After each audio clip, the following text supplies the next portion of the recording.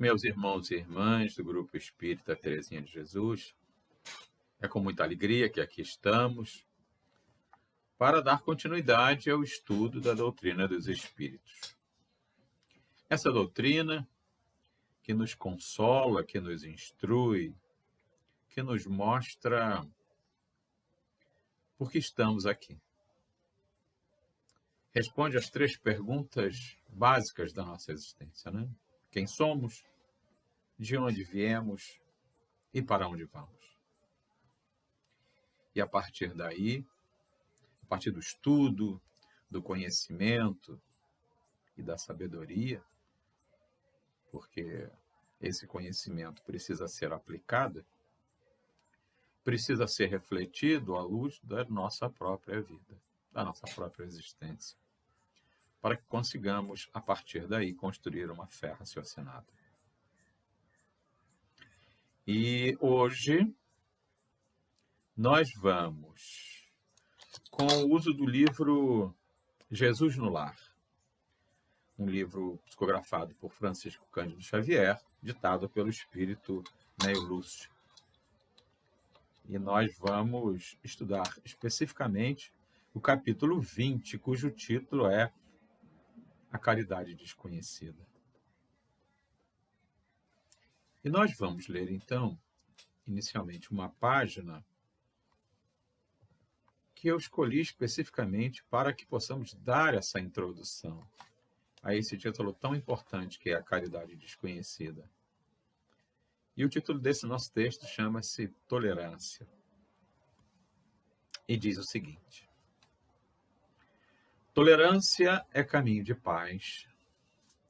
Não julgues esse ou aquele companheiro ignorante ou desinformado, porquanto se aprendestes a servir, já sabes compreender.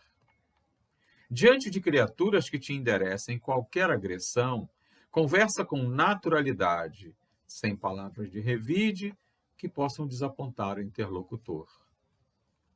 Perante qualquer ofensa, não percas o sorriso fraternal e articula alguma frase capaz de devolver o ofensor à tranquilidade. Nos empecilhos da existência, tolera os obstáculos sem rebeldia, e eles se te farão facilmente removíveis. No serviço profissional, suporta com paciência o colega difícil, e aos poucos, em te observando a calma e a prudência, ele mesmo transformará para melhor as próprias disposições. Em família, tolera os parentes menos simpáticos, e com teus exemplos de abnegação, conquistarás de todos eles as bênçãos da simpatia. No trânsito público, não passes recibo aos palavrões que alguém te dirija, e evitarás discussões de consequências imprevisíveis. Nos aborrecimentos e provações que te surgem a cada dia, suporta com humildade as ocorrências suscetíveis de ferir-te, e a tolerância se te fará a trilha de acesso à felicidade, de vez que aceitarás todos os companheiros do mundo na condição de filhos de Deus e nossos próprios irmãos. Palavras de Emmanuel, psicografadas pelo médium Francisco Cândido Xavier, do livro Plantão de Ideia. Façamos então a nossa prece. Deus, Pai de misericórdia e bondade, aqui estamos em Teu nome, para que possamos cada vez mais dar um passo no caminho da evolução, estudando, refletindo, meditando sobre os ensinamentos que o Mestre Jesus nos deixou. Através do amor ao próximo, do perdão, da caridade, vamos conquistando a cada dia a verdadeira felicidade, através do amor ao próximo e da prática da caridade. Mestre Jesus, divino amigo, que há 2000 anos aqui esteve para nos mostrar o verdadeiro caminho da luz. com humildade, fé e perseverança, nos mostrou que a verdadeira paz interior é aquela que encontramos através do amor ao próximo. Obrigado, Divino Mestre. Dai-nos a vossa bênção. Fortaleça-nos para que prossigamos nossa jornada terrena. Que possamos aproveitar ao máximo essa estadia no plano físico, para que essa distância entre o túmulo, desde o nosso nascimento, seja aproveitada através de atitudes de amor, de fé, de perseverança, entendendo que todas as aflições que aqui vivenciamos são frutos do nosso merecimento. Obrigado, Divino Mestre, que as tuas bênçãos nos fortaleçam. Aos nossos amigos espirituais, aos nossos mentores espirituais, agradecemos por toda a energia positiva, pelo acolhimento, pela boa intuição nos momentos necessários. Pedimos que esteja conosco em todos os momentos.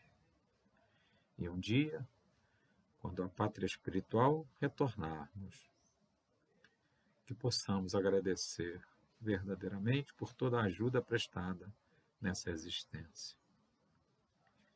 Que possamos seguir a nossa jornada e cumprir a nossa missão. Que assim seja, graças a Deus.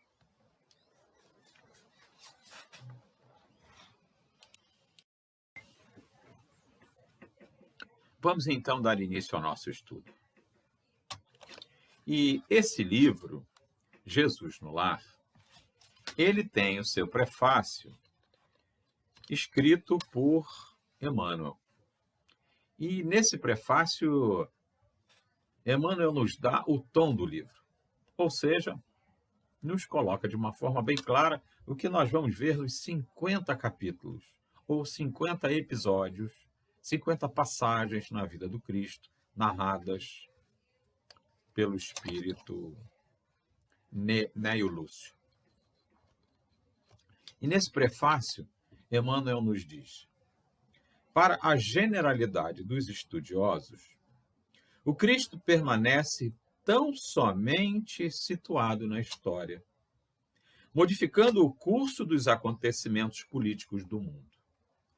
Para a maioria dos teólogos, é simples objeto de estudo nas letras sagradas, imprimindo novo rumo às interpretações da fé. Para os filósofos, é o centro de polêmicas infindáveis. E para a multidão de crentes, inertes, é o benfeitor providencial nas crises inquietantes da vida comum. Todavia, quando o homem percebe a grandeza da Boa Nova, compreende que o Mestre não é apenas o reformador da civilização, o legislador da crença, o condutor do raciocínio ou o doador de facilidades terrestres, mas também, e acima de tudo, o renovador da vida de cada um. Atingindo esse ápice do entendimento, a criatura ama o templo que lhe orienta o modo de ser. Contudo, não se restringe às reuniões convencionais, para as manifestações adorativas, e sim traz o amigo celeste ao santuário familiar, onde Jesus então passa a controlar as paixões, a corrigir as maneiras e a inspirar as palavras, habilitando o aprendiz a traduzir os ensinamentos eternos através de ações vivas, com as quais espera o Senhor entender o divino reinado de paz e do amor sobre a terra. Quando o Evangelho penetrar o lar, o coração abre mais facilmente a porta ao Mestre Divino. Neio Lúcio conhece essa verdade profunda e consagra, aos discípulos novos algumas das lições do Senhor no círculo mais íntimo dos apóstolos e seguidores da Boa Nova. Hoje, que quase 20 séculos já são decorridos sobre as primícias da Boa Nova, o domicílio de Simão se transformou no mundo inteiro. Jesus continua falando aos companheiros de todas as latitudes, que a sua voz incisiva e doce possa gravar no livro de nossa alma a lição renovadora de que carecemos à frente do porvir, convertendo-nos em semeadores ativos de seu infinito amor. É a facilidade maior a que podemos aspirar. Emmanuel, Pedro Leopoldo, Minas Gerais, 3 de outubro de 1949. Então, nesse prefácio, Emmanuel já nos coloca aquilo que iremos estudar no dia de hoje. Ou seja, que a missão do Cristo, que aqui esteve, foi nos mostrar o verdadeiro caminho da luz. Nos mostrar verdadeiramente a que viemos. Nos mostrar que quando nós olhamos para Jesus, não com exclusiva necessidade de bênçãos para satisfazer as nossas necessidades terrenas, mas sim objetivando a nossa elevação espiritual. Objetivando alcançar aquilo que nós, espíritas, mais estudamos, preservamos e desejamos, que é a evolução espiritual. Porque nós entendemos que o plano físico é apenas um rápido momento na nossa vida, na nossa passagem, no nosso processo evolutivo. E aí, nesse capítulo 20, cujo título é A Caridade Desconhecida, nós vamos ver que a caridade é muito mais do que dar uma roupa velha, um sapato, uma bolsa com alimentos, ou satisfazer uma necessidade física. E a nossa história começa assim. A conversação em casa de Pedro versava nessa noite sobre a prática do bem, com a viva colaboração verbal de todos. Como expressar a compaixão sem dinheiro? Porque meios incentivar a beneficência sem recursos monetários. Então, esse era o diálogo que estava ali rolando entre Jesus e os seus discípulos, né? Mesmo caminhando com Jesus, ainda existia na mente deles uma necessidade material muito grande. Afinal de contas, somos, nesse momento, seres materiais e materialistas. E naquela época não era diferente. O texto continua. Com essas interrogativas, grandes nomes da fortuna material eram invocados e a maioria inclinava-se a admitir que somente os poderosos da terra se encontravam à altura de estimular a piedade ativa, quando o mestre interferiu opinando bondoso. Bom, então, havia ali uma grande discussão, né? Porque eles acreditavam que a prática da caridade, ajudar aos outros, necessitava de recursos financeiros. E aí o mestre vai nos dar uma grande lição. E aí Jesus diz para os seus apóstolos: um sincero devoto da lei foi exortado por determinações do céu ao exercício da beneficência. Entretanto, vivia em pobreza extrema e não podia, de modo algum, retirar a mínima parcela do seu salário para o socorro semelhante.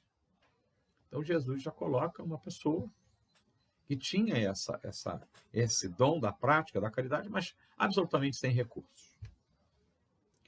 Em verdade, dava de si mesmo, quanto possível, em boas palavras e gestos pessoais de conforto e estímulo, a quantos se achavam em sofrimento e dificuldade. Porém, magoava-lhe o coração a impossibilidade de distribuir agasalho e pão com os andrajosos e famintos à margem da sua estrada. Então, essa pessoa, mesmo com uma missão muito grande a ser executada, ela sentia a falta dos recursos financeiros para ajudar as pessoas, mas praticava. Rodeado de filhinhos pequeninos, era escravo do lar, que lhe absorvia o suor. Reconheceu, todavia, que se lhe era vedado o esforço na caridade pública, podia perfeitamente guerrear o mal em todas as circunstâncias da sua marcha na Terra. Então, ele não tinha recursos, né? Quando ele diz era vedado o esforço na caridade pública, era porque o esforço material, né? A caridade material. Mas ele prosseguia na sua jornada, fazendo o que lhe era possível. Jesus continua. Assim é que passou a extinguir, com incessante atenção, todos os pensamentos inferiores que lhe eram sugeridos, quando em contato com pessoas interessadas na maledicência. Retraía-se cortês e, em respondendo a alguma interpelação direta, recordava essa ou aquela pequena virtude da vítima ausente.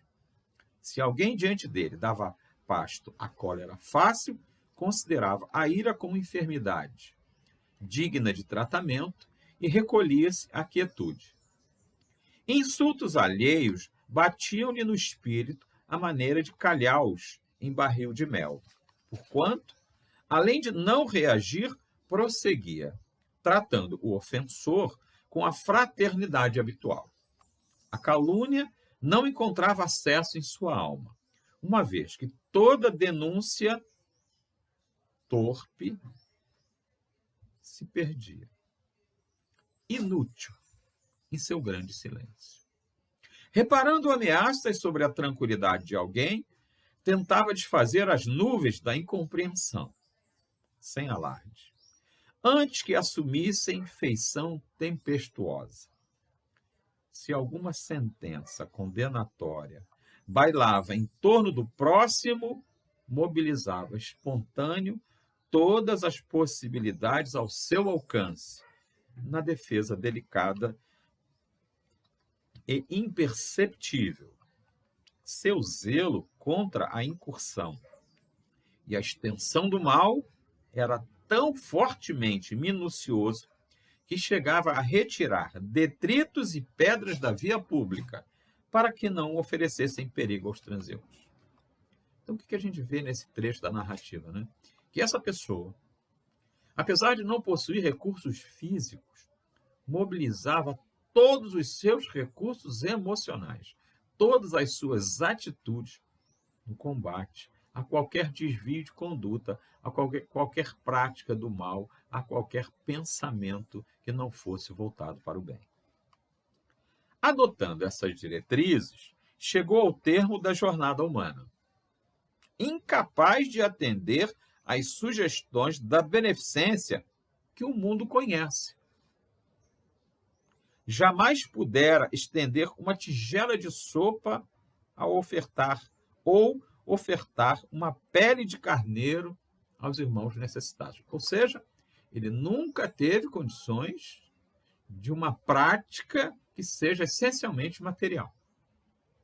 E aí ele coloca aqui como um prato de sopa ou a pele de carneiro, quer dizer, ou seja, agasalhar alguém ou alimentar alguém. Nessa posição, a morte buscou ao tribunal divino, onde o servidor humilde compareceu receoso e em desalento. Desalentado, né? Ou seja, triste. Imaginava ele que a sua trajetória divina, a sua trajetória terrena não tinha sido bem realizada.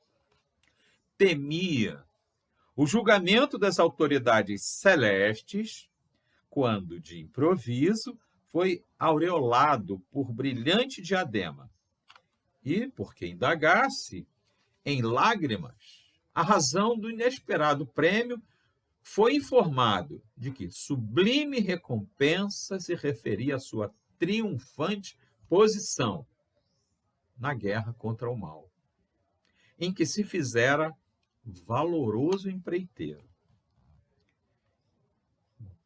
Então, Jesus, contou essa história e conclui dizendo: fixou o mestre nos aprendizes o olhar percussiante e calmo concluiu em tom amigo: distribuamos o pão e a cobertura, acendendo luz para a ignorância, e intensifiquemos a fraternidade, aniquilando a discórdia, mas não nos esqueçamos do combate metódico e sereno contra o mal.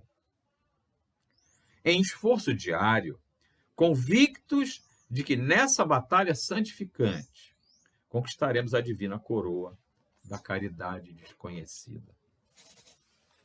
Muito oportuna esse texto, essa leitura que acabamos de fazer, porque, de uma forma geral, nós enxergamos a prática da caridade como uma prática essencialmente física. Quando nós vemos um irmão sofrendo por falta do agasalho, por falta de um alimento, por falta de um lar, por uma angústia qualquer, nós nos preocupamos em dar a ele, em cobrir as necessidades físicas que o colocam numa situação de desalento. Mas nos esquecemos que dar um ouvido para ouvir uma pessoa que está angustiada, que realmente colocar no colo aquela pessoa que está precisando de uma ajuda que necessariamente não é física, isso aí normalmente não nos acontece. Eu lembro uma ocasião em que, numa escola em que eu trabalho, um colega, quando entrava na sala dos professores, ele entrava para falar mal da esposa, para falar mal dos filhos, para falar mal dos alunos, para falar mal da escola, para falar mal do diretor, e reclamava. E isso nos angustiava. E chegou a tal ponto, quando ele entrava na sala, os colegas, lá vem ele, e saía. Isso se repetiu muitas vezes. Até o dia em que nós recebemos a notícia do suicídio dele. Ele cometeu suicídio dentro da sua própria casa. E aí, bateu em todos nós, ou pelo menos em quase todos, a estranha sensação do dever não cumprido. A estranha realidade de que todas as vezes que aquele companheiro procurava alguém para conversar, seja para falar mal de quem quer que seja, era a necessidade que ele possuía de um desabafo, de ouvir uma palavra amiga, de ser abraçado, de ser acolhido diante das dificuldades que ele vivia. E não eram dificuldades materiais.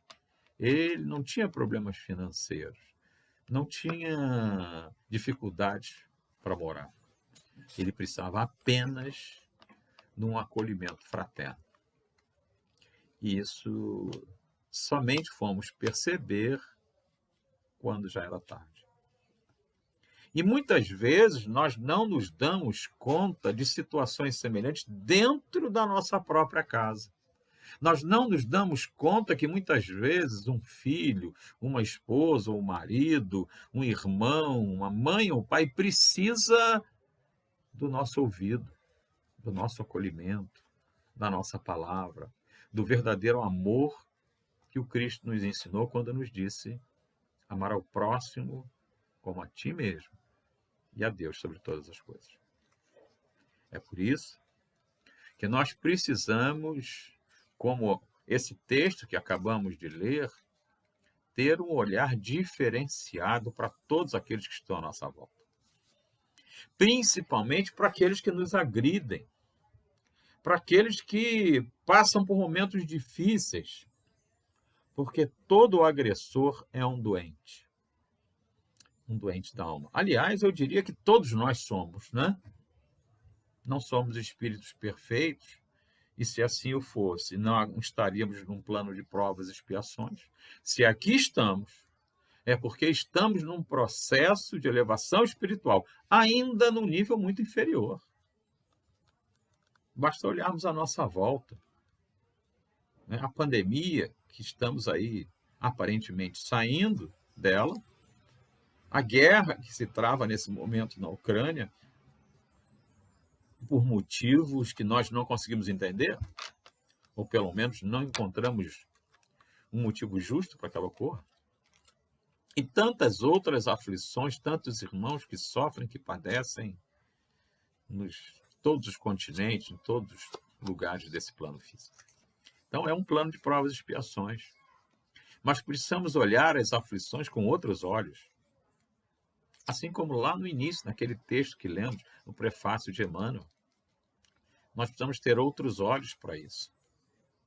E a caridade, a verdadeira caridade, é aquela que praticamos muitas vezes sem colocar a mão no bolso, sem dispor de dinheiro, e foi o que esse texto nos mostrou. Quando acolhemos, quando entendemos, quando vemos uma pessoa que nos agride como uma pessoa que precisa de ajuda. E muitas vezes o nosso silêncio é a ajuda que essa pessoa precisa para despertar.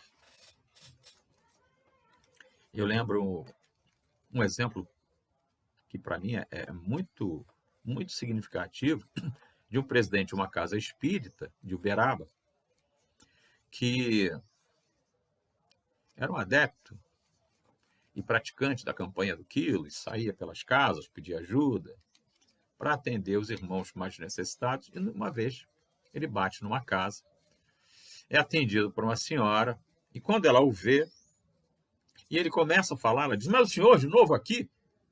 E cospe no rosto dele. Ele coloca a mão no bolso, tira o lenço, limpa o rosto, volta-se para ela e diz assim: para mim a senhora teve isso. Para os pobres, a senhora teria alguma coisa? Quando nós tivermos a capacidade de entender uma agressão como uma atitude de alguém que precisa de ajuda e retornarmos com uma palavra que leve essa pessoa à reflexão, leve essa pessoa a enxergar que a atitude não foi boa e que ela precisa mudar o seu comportamento, aí sim, aí nós teremos dado um passo a mais no nosso caminho de evolução espiritual. Nós possamos refletir muito sobre nossas atitudes, que nós possamos olhar com carinho os diversos ambientes que frequentamos. E aí eu lembro do texto que eu li lá no início, o título Intolerância, né? Em que ele fala do ambiente familiar, do ambiente profissional, do trânsito público, né? Quantas vezes dirigir, você leva uma fechada, às vezes você dá uma fechada, às vezes sem querer, e imediatamente as pessoas começam a se agredir verbalmente. Quantas vezes nós criamos situações tão desagradáveis, né? E é interessante a gente refletir muito isso dentro do nosso próprio lar, né? Quantos casais se separam diante de situações sem sentido. E eu digo sem sentido porque são situações pequenas. É alguém que sai do banheiro e deixa uma luz acesa, e alguém reclama, dizendo: tem sócio da Light aqui? Ou alguém que encontra uma toalha molhada no chão, ou alguém que derruba café em cima da mesa, e logo o outro esbraveja, grita, reclama, e acaba gerando uma situação de conflito, agravando os relacionamentos, levando a tantos desencontros e a tantas separações. Então, quando a gente lê um texto como esse que acabamos de ler, cujo título é A Caridade Verdadeira, né?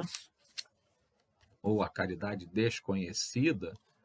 Por que desconhecida? Porque realmente nós desconhecemos a verdadeira essência da prática da caridade. Ajudar o irmão que precisa de uma roupa, de um agasalho, de um alimento, é importante? Claro que é, não vamos desprezar isso. Mas precisamos despertar para a verdadeira essência da caridade, que é a caridade daquele irmão que está em desespero, muitas vezes em estado de depressão, que é algo muito presente em nossas vidas e muitas vezes não é reconhecido. Muitas vezes vemos um irmão que está deitado na cama, que não consegue levantar, e a gente acha que é pura preguiça, quando muitas vezes ali existe um irmão em estado depressivo. E muito pelo contrário, ao invés de ajudar, nós agravamos o problema quando lidamos com total desprezo diante dessa situação para com irmãos, muitas vezes muito queridos, porque são aqueles que estão dentro do nosso próprio lar. Então, que façamos essa grande reflexão, que possamos olhar a todos aqueles que estão à nossa volta, e repito, mais uma vez, dentro do nosso lar. Porque é dentro do nosso lar que existe o nosso maior comprometimento, sem a menor sombra de dúvida. São esses irmãos que hoje são nossos pais, esposa ou marido, filhos, tios, parentes, são eles os quais temos talvez nossas maiores dívidas, vindas de outras encarnações. E se ali estamos, é para que ocorra o resgate daquilo que fizemos no passado. Onde muitas vezes fomos algozes, outras vítimas, e aí essa situação foi se invertendo. Numa encarnação seguinte, somos algozes, na outra vítima, e esse ciclo só se interrompe quando olhamos com amor aquele que está à nossa volta. Não o amor simples, o perdão, aquele perdão que dizemos, eu te perdoo, mas não passa na mesma calçada que eu. Não. O perdão e o amor que o Cristo nos ensinou. O perdão real. Aquele onde ele disse, amai os vossos inimigos, ou seja, deseje para todos eles a paz. O amor verdadeiro. Coloque o coração naquilo que faz, em todas as nossas ações, e vamos rever, olhar para dentro de nós, porque nós somos doentes também. Nós precisamos muito trabalhar com os nossos sentimentos. Egoísmo, orgulho, vaidade, inveja, intolerância, todos nós temos. Todos nós temos. E permitimos que isso aflore a cada dia. Nós temos dentro de nós um lobo e um cordeiro. Quem é que se manifesta? Aquele que nós alimentamos. Se alimentamos com pensamentos ruins, com desejos negativos, com ódio, com rancor, quem vai se manifestar é o lobo. E aí somos agressivos, grosseiros, intolerantes. Mas quando nós nos alimentamos com bons pensamentos, quando nós repelimos qualquer influência negativa que percebemos está vindo na nossa mente, desejos de ódio, de rancor, de vingança, quando nós repelimos tudo isso e pensamos apenas nas palavras do Cristo Jesus, amar ao próximo como a ti mesmo e a Deus sobre todas as coisas, nós estamos alimentando o cordeiro que existe dentro de nós. E aí nós nos transformamos. Não é uma tarefa fácil. É a grande luta de nossas vidas. Lutar contra nós mesmos, contra as nossas imperfeições, que se manifestam diariamente. Olhar para dentro de nós, fazer como Santo Agostinho fazia, onde, ao final de cada dia, ao colocar a cabeça no travesseiro, ele refletia sobre tudo que fez ao longo do dia, de bom e de ruim, as pessoas que precisava se desculpar no dia seguinte. E prosseguir essa batalha diariamente, impedindo que a intolerância, que a inveja, que o egoísmo, que a vaidade, o orgulho se manifeste, dominando esse lobo que existe dentro de nós e permitindo que o cordeiro se manifeste. Vamos olhar para dentro de nós, vamos nos transformar verdadeiramente em homens de bem, homens e mulheres de bem, seguindo os ensinamentos do Mestre Jesus. Porque nós vivenciamos hoje o que construímos no passado. Como disse o Mestre, a cada um, segundo suas obras. Então vamos olhar para dentro de nós, vamos entender que o motivo, a causa das aflições que vivenciamos está dentro de nós, no nosso comportamento. E a nossa transformação, com certeza, nos levará a uma condição melhor, a verdadeira felicidade, que é a felicidade da prática do amor. Que Deus abençoe a todos, que tenhamos dias de muita paz. Façamos então a nossa prece final. Obrigado, Pai, Deus Criador do Universo, por todas as oportunidades que nos concede nesse plano físico. Obrigado por todas as aflições, as dificuldades, mas também as oportunidades de transformação e de prática do amor que o Mestre Jesus nos ensinou. Por isso, obrigado, Divino Mestre. Obrigado por ter estado entre nós e nos mostrado o verdadeiro caminho da luz. Que façamos dos teus ensinamentos uma prática cotidiana de amor, fé, coragem, caridade, a verdadeira caridade. A caridade do amor, do perdão, aquela que o Senhor nos ensinou. Abençoa-nos, Divino Mestre. Obrigado aos nossos mentores espirituais, aos mentores espirituais das nossas casas de caridade, que também muito nos auxiliam, nos ajudam, nos amparam, nos intuem nos momentos necessários, nos fortalecem. Mas que nada será feito se não for pela nossa vontade. Pela nossa vontade sincera de mudar. Porque todos nós, um dia, alcançaremos o topo da escala espiritual. Mas depende única e exclusivamente de nós. Por isso, olhemos para dentro de nós e agradeçamos ao plano espiritual por todo o acolhimento, por todas as oportunidades que nos são concedidas. Que assim seja, graças a Deus. Tenham todos muita fé, perseverança. Prossigamos nossa jornada. Que Deus nos abençoe. Muita paz a todos.